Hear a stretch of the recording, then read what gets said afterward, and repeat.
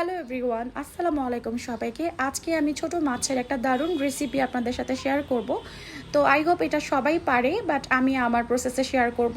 তো সবগুলো উপকরণ একসাথে রেডি করে নিয়ে তো আমি এখানে একে একে সব অ্যাড করব। প্রথমে আমি একদম মিহি করে কুচি করে কাটা কিছু আলু দিয়ে দিলাম। আপনারা চাইলে আলুটা অ্যাভয়েড করতে পারেন, আমার ভালো লাগে তাই দিলাম। তারপর এখানে বেশ কিছু পেঁয়াজ কুচি দিলাম। তারপর একে একে এখানে ধনিয়া পাতা কুচি, 3টা আস্ত কাঁচামরিচকে মাঝখান থেকে ফালি করে দিলাম, একটা শুকনো মরিচ এবং কিছু রসুন কুচি দিলাম। তারপর এর ভিতরে আমি কিছু পরিমাণ রসুন বাটাও এখানে আমি অ্যাড করব। তো তারপরে কিছু গুঁড়ো মশলা, তো শুরুতে দিলাম হচ্ছে শুকনো মরিচের গুঁড়ো, তারপরে হচ্ছে এখানে হলুদ গুঁড়ো, তারপর অল্প পরিমাণে ধনিয়া এবং জিরার গুঁড়াও আমি এখানে অ্যাড করে নিব। আর এই রান্নাটা আপনারা চাইলে সয়াবিন তেল দিয়েও করতে পারেন, কিন্তু আমি প্রেফার করি সরিষার তেলটা, কারণ সরিষার তেল দিলে এটার মধ্যে আলাদা একটা ঝাঁঝালো ফ্লেভার আসে, যেটা আমি পার্সোনালি অনেক পছন্দ করি।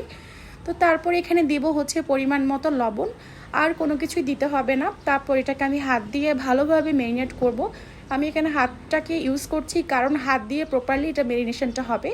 তো তারপরে আমি এখানে যে মাছগুলো ইউজ করব সেগুলো দিয়ে দিলাম। মাছগুলো দিয়ে ভালোভাবে আমি এটাকে আবারও ম্যারিনেশন করলাম। তো আর কিছুই করতে হবে না। তারপর আমি এখানে জাস্ট হাতটা ধুয়ে, যে পানিটা আসে পাত্রটা ধুয়ে, তো অল্প পরিমাণ পানি দিয়ে আমি এটাকে একটা প্যানে চুলার মধ্যে বসিয়ে দিলাম।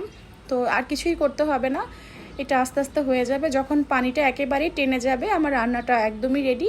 তো কেমন লাগছে অবশ্যই শেয়ার করবেন। এই রান্নাটা অনেক বেশি মজার হয়ে থাকে। সবাই ভালো থাকবেন, আল্লাহ হাফেজ।